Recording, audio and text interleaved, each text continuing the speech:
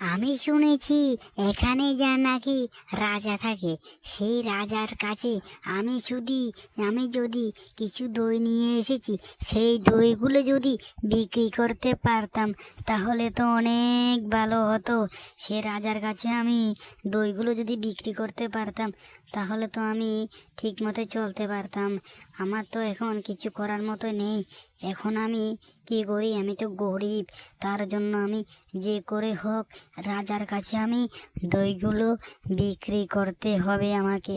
যে করে হোক রাজা আসুক, রাজাকে বলবো, রাজা আমার কাছ থেকে দইগুলো কিনে নাও।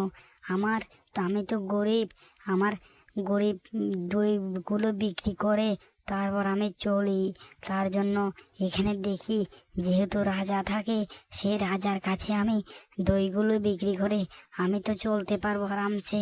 সেই রাজাকে আমি সুস্বাদু আমার দইগুলো দিয়ে যাব। সে রাজার কাছে যে বিক্রি করব, যখন বিক্রি করে টাকা পাবো, সেই টাকা দিয়ে আমি বাজার করব।